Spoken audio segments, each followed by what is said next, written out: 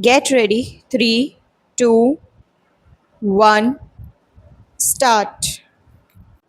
In discussing the demands for grants of the Finance Ministry, we have got to see to what extent the administration of this particular ministry has led to the development of our national wealth and the securing of the welfare which our state claims to have in view.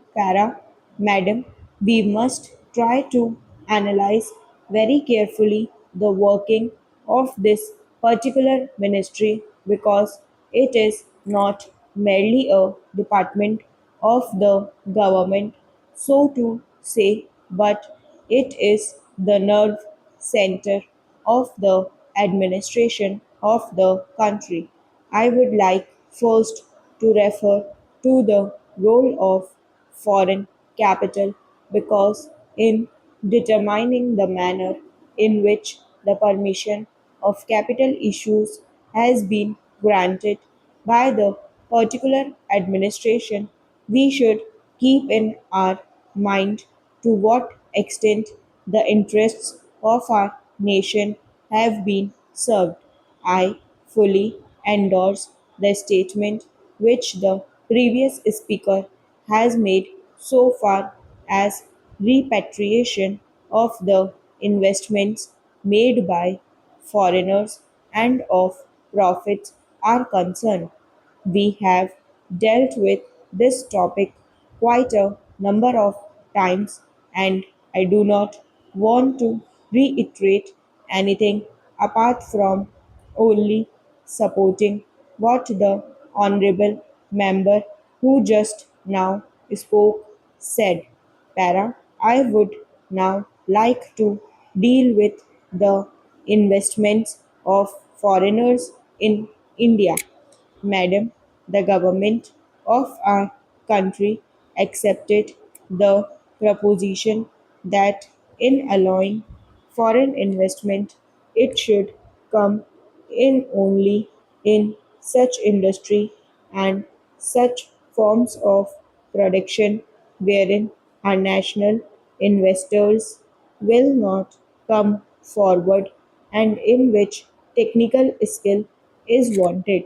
There is also one other factor which the industrial policy of our government of 1948 as adumbrated further in 1949 by the Prime Minister laid down.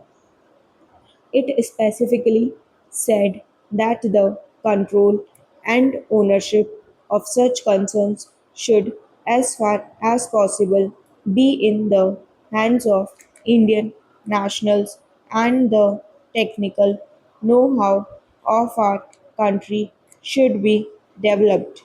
I would like to emphasize the figures that have been put forward for the last few years, from 1947 till the end of 1952 or the early part of 1952.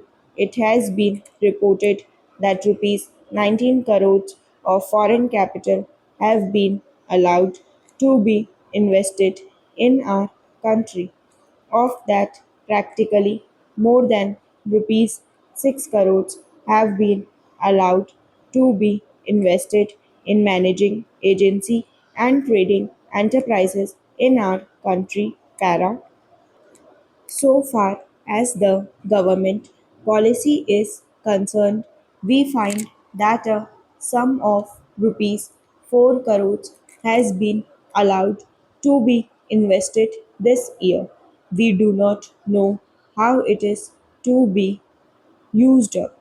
We have been told that during the period 1948-53, nearly rupees 35 lakhs have been allowed to be invested in textile machinery and generally in the textile industry. We have seen to what extent cotton and jute have been dominated by the national capital and to what extent they play the role as against the demand for them. We know further what the government is doing in regard to these industries and how the Indian counterpart in these industries are behaving.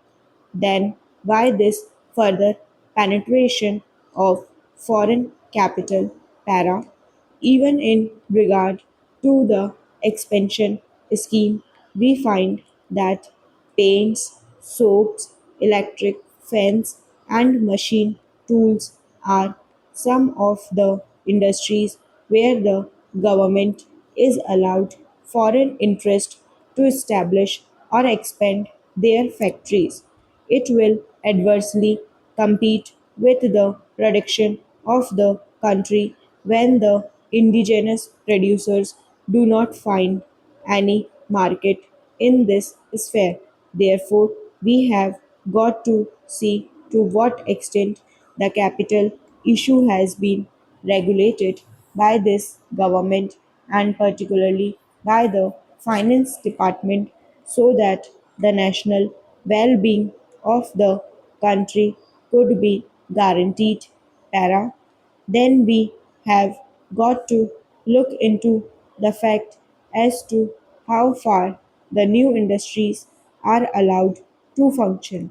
So far as the oil refineries are concerned, some of them have been established and some more are going to be established very soon.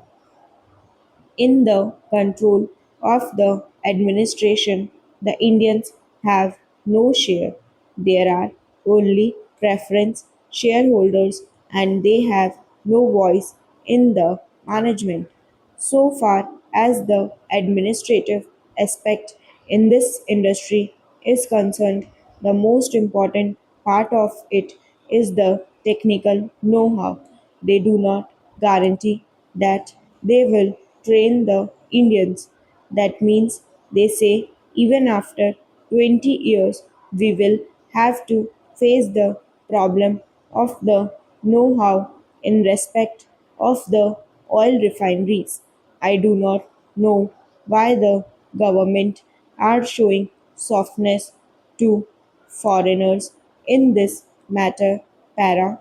Then we have another investment in collaboration with the Indian chemical industries for the manufacture of civil explosives. Here, as far as I have gathered, only 20% is going to be Indian capital.